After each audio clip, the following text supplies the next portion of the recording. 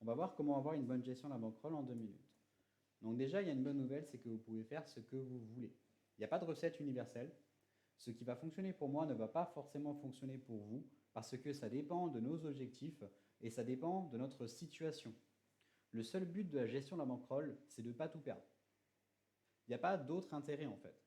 Donc ça veut dire que si vous avez par exemple 1 million d'euros et que vous pouvez vous permettre de recharger autant de fois que vous voulez, c'est pas un problème en fait, vous pouvez tout perdre, vu que ça ne vous dérange pas de recharger votre compte poker. Donc ça c'est vraiment un facteur qui est important. Par contre, si vous avez 200 euros sur votre compte bancaire et que vous n'allez pas pouvoir recharger 50 fois parce que sinon vous n'allez pas pouvoir manger, là ça devient un gros problème. À partir du moment où recharger pose un problème dans votre vie, quoi qu'il en soit, hein, quoi qu'il arrive, si vous voulez par exemple voyager ou bien si vous avez besoin de cet argent pour n'importe quel projet et que vous ne pouvez pas vous permettre de le perdre, dans ce cas, il faut avoir une gestion de la bankroll qui est très stricte. Par contre, si vous pouvez recharger sans problème, dans ce cas, vous n'avez pas besoin d'avoir une approche stricte et vous pouvez avoir une approche qui est plus flexible. Votre mental va aussi avoir un impact puisque si vous pouvez jouer plein de sessions d'affilée sans tilter par exemple et que les swings ne vous font rien, dans ce cas vous allez pouvoir avoir une approche qui est aussi plus agressive parce que ça veut dire que vous avez un meilleur retour sur investissement.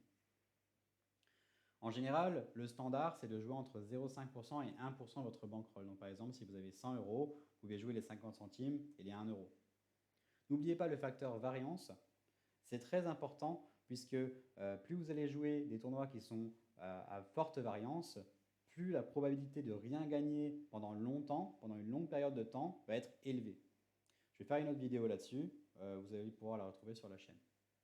Ensuite, votre niveau est super important aussi. Si vous êtes un joueur qui est ultra gagnant, qui a 100% de ROI, de retour sur investissement, dans ce cas, vous allez évidemment pouvoir jouer de façon plus agressive puisque votre probabilité de tout perdre est moindre.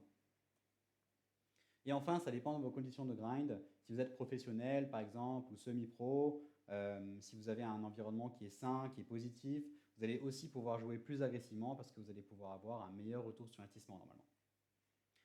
Voilà pour la gestion de la bankroll. Donc maintenant, je vous propose ces deux vidéos.